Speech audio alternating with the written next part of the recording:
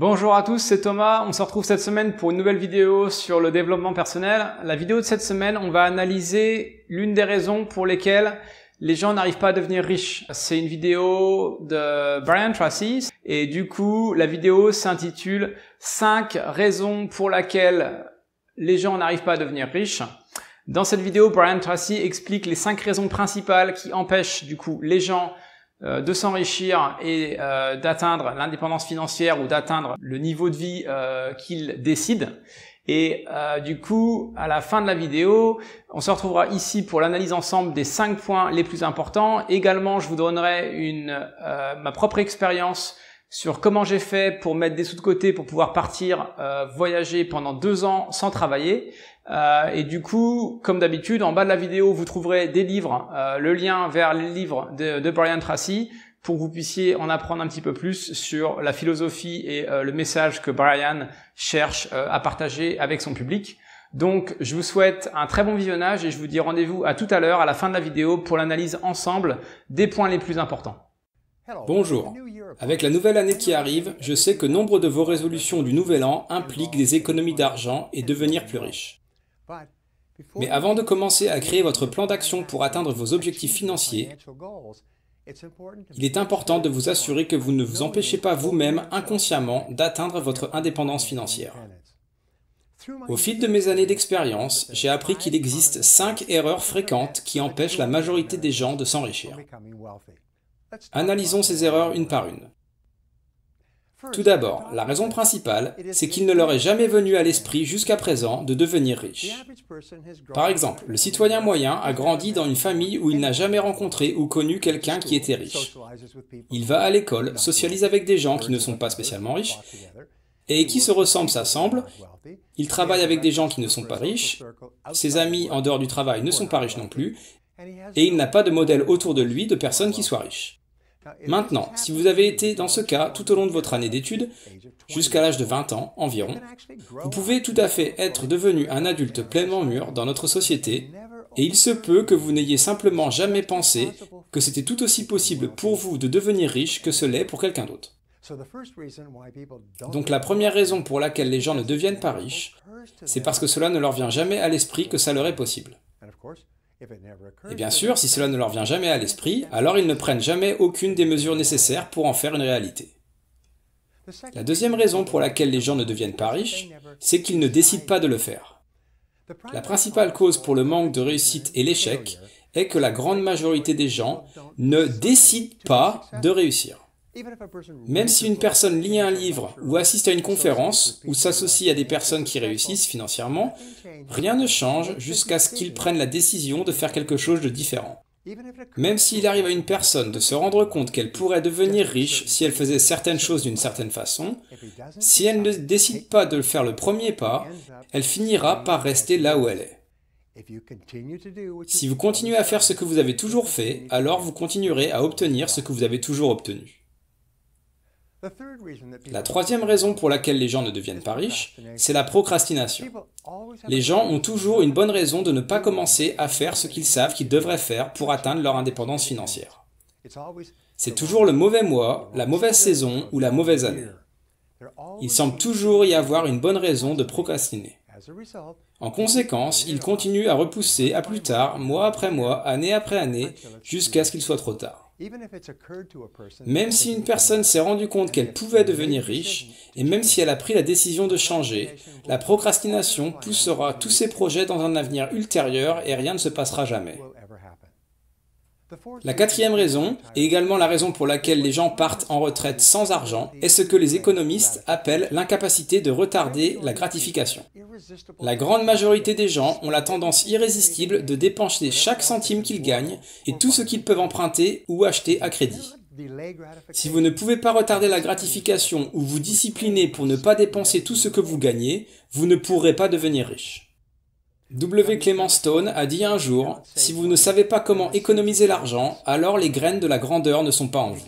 Si vous ne pouvez pas pratiquer la gestion du budget en tant qu'habitude de vie, il vous sera impossible d'atteindre votre indépendance financière. » La cinquième raison pour laquelle les gens sont pauvres quand ils partent en retraite est peut-être aussi importante, sinon encore plus importante que toutes les autres.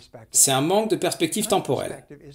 La perspective temporelle est le fait d'être capable de prendre en compte le futur lors de la planification de vos activités quotidiennes et lors de la prise de décisions importantes dans votre vie. Par exemple, un jeune couple qui commencerait à mettre 50 $ par mois de côté dans des fonds de bourse d'études afin que son nouveau-né puisse fréquenter le collège ou l'université de son choix est un couple qui a une perspective à long terme. Ce couple est prêt à faire des sacrifices à court terme pour obtenir de meilleurs résultats à long terme. Les personnes qui ont une perspective à long terme progressent presque toujours économiquement au cours de leur vie. Voilà pour les 5 raisons pour lesquelles la plupart des gens ne deviennent pas riches. J'espère que vous avez trouvé cela utile. Et si tel est le cas, n'hésitez pas à visiter mon site briantracy.com. Voilà, c'est fini pour la vidéo de Brian Tracy, donc j'espère que vous avez trouvé la vidéo intéressante. On fait tout de suite ensemble l'analyse des 5 points les plus importants, et à la fin de la vidéo, je vous donne mon astuce sur comment j'ai fait pour voyager pendant 2 ans sans travailler. Donc, le point numéro 1, c'est que notre éducation, notre entourage et la façon dont on a été éduqué et élevé impactent directement notre point de vue sur l'argent, notre point de vue sur les gens qui sont riches et notre point de vue sur la richesse en général. Je pense que ça va pas étonner beaucoup de gens si je vous dis que la plupart des gens de classe moyenne ont un a priori du fait que l'argent c'est mal. C'est ce que les gens pensent pour la plupart du temps. C'est également un petit peu l'un des messages que j'ai reçus de par mon éducation, ou du moins un des messages que j'ai pu recevoir dans ma propre éducation, c'est l'argent c'est difficile à le gagner et ça part vite, et 2, la plupart des gens qui ont de l'argent s'en servent pour faire des mauvaises choses.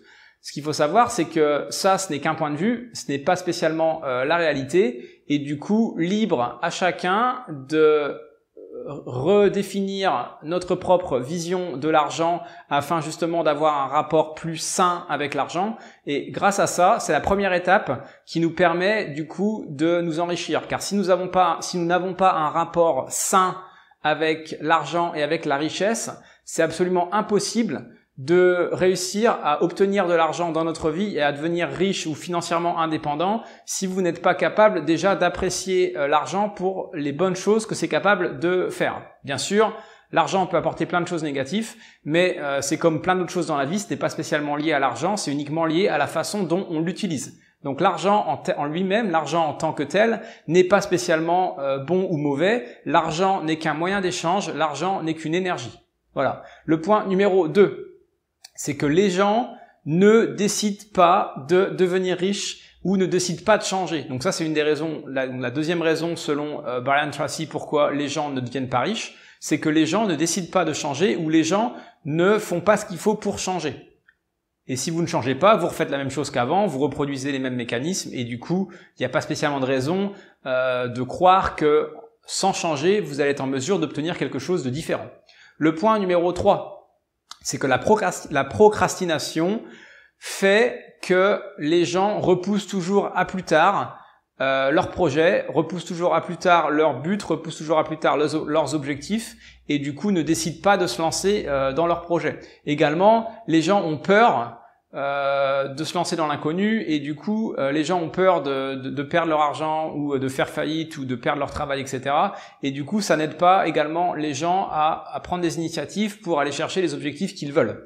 Le point numéro 4, c'est que beaucoup de gens sont incapables de retarder la gratification. C'est-à-dire que beaucoup de gens ils vont recevoir leur paye par exemple et ils vont tout dépenser. Boum, comme ça, parce que ils sont incapables de se contrôler sur le fait d'économiser de leur argent. Je dis pas qu'il faut pas dépenser l'argent à un moment bien précis, car en effet, l'argent est créé pour être dépensé, l'argent est créé pour être circulé, mais d'une certaine façon, c'est important des fois de savoir maîtriser ses dépenses afin de pouvoir du coup mettre des sous de côté, et c'est ce qu'on appelle, on retarde la gratification, c'est-à-dire qu'on va utiliser les bénéfices qu'on a obtenus en gagnant de l'argent, on les retarde à plus tard, et on n'achète pas instantanément des choses que de toute façon on n'a pas forcément besoin. Ça c'est un des gros problèmes de la société de consommation également, c'est qu'on a tendance à acheter plein de trucs qu'on n'a pas besoin, et du coup tout notre argent part pour acheter des choses qui ne servent pas spécialement à grand chose.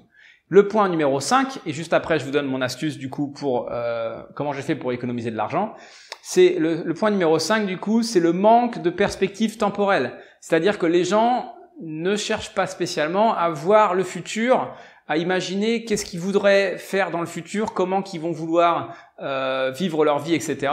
Et du coup, les gens ne vivent que dans le moment présent. Et bah du coup, en fait, c'est le même principe un petit peu que le point 4, c'est qu'en fait, les gens, s'il n'y a pas spécialement de projet à l'avenir sur le long terme qui nécessiterait d'économiser leur argent, bah les gens, en fait, ne voyaient pas l'intérêt d'économiser et dépensent tout sans vraiment se poser la question.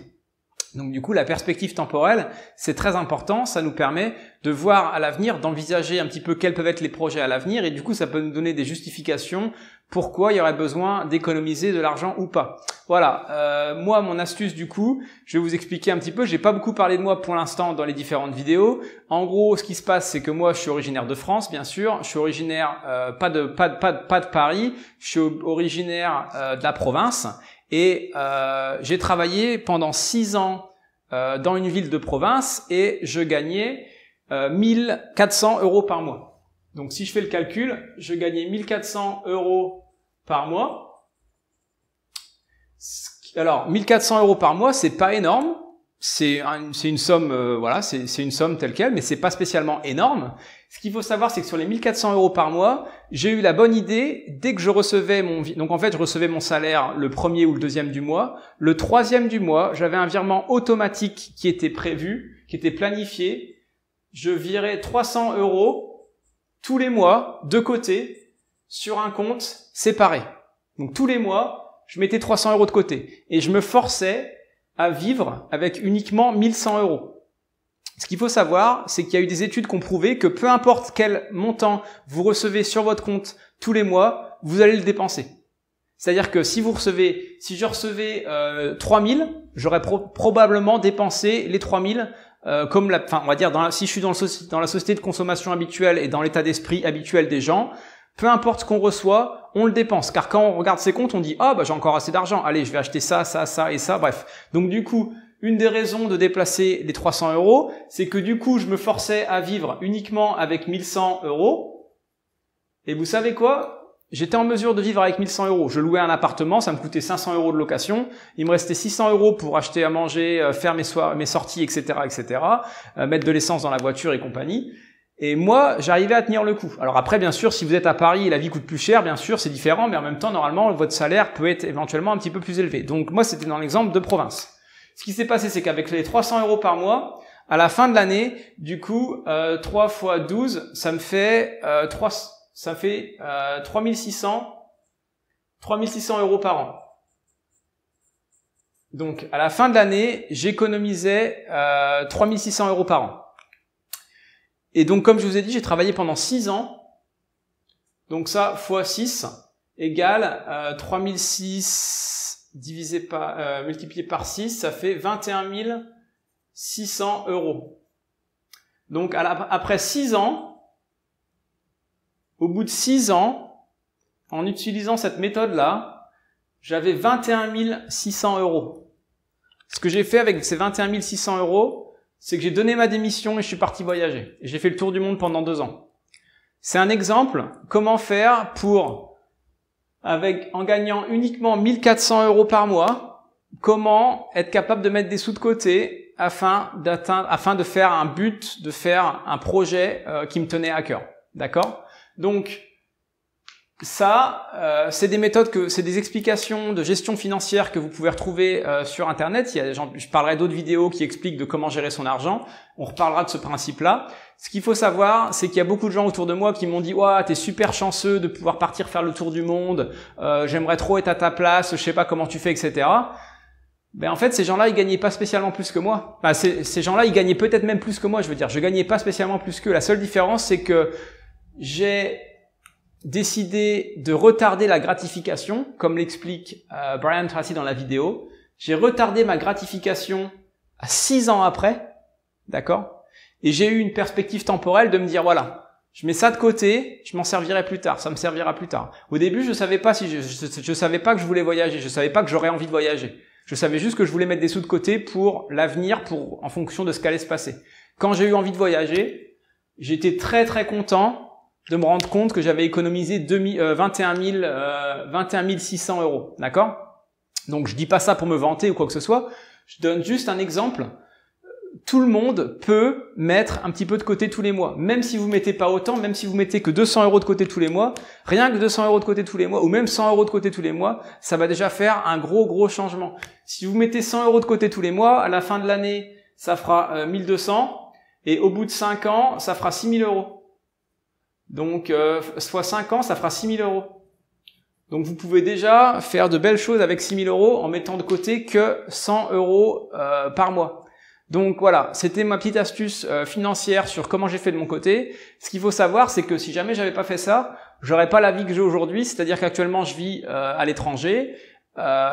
J'ai eu le temps de voyager, j'ai eu le temps d'apprendre sur le monde, j'ai eu le temps d'améliorer mon anglais. Et maintenant, je vis à l'endroit où j'ai envie de vivre, à l'étranger, et j'ai le style de vie qui m'intéresse, que j'avais envie. D'accord ? Donc, c'est important d'être en mesure de retarder la gratification et c'est important d'être en mesure de prendre en compte la perspective temporelle car du coup ça va nous permettre de gérer nos budgets, de gérer nos finances et du coup ça va nous permettre d'économiser de l'argent pour des projets futurs. Également dans d'autres vidéos je parlerai également de comment investir son argent. Pour l'instant, c'est pas encore le cas. Pour l'instant, je vais uniquement, voilà, c'était dans le cadre de la vidéo de Brian Tracy. Je voulais juste vous donner ce petit retour d'expérience personnelle afin que vous puissiez un petit peu comprendre un petit peu mieux ce que Brian Tracy veut dire par là. Voilà, j'espère que vous avez trouvé la vidéo et mon explication et mon expérience intéressante. Et je vous donne rendez-vous dans une prochaine vidéo. Comme d'habitude, abonnez-vous à la chaîne YouTube, likez la chaîne YouTube, lisez des bouquins qui sont positifs, qui sont motivants, qui vont vous faire sortir de votre zone de confort, qui vont vous apprendre des nouvelles choses, car c'est en changeant vos habitudes et c'est en changeant qui vous êtes que vous allez devenir la personne que vous avez rêvé de devenir. D'accord ? Donc, prenez soin de vous et je vous dis à la prochaine. Ciao.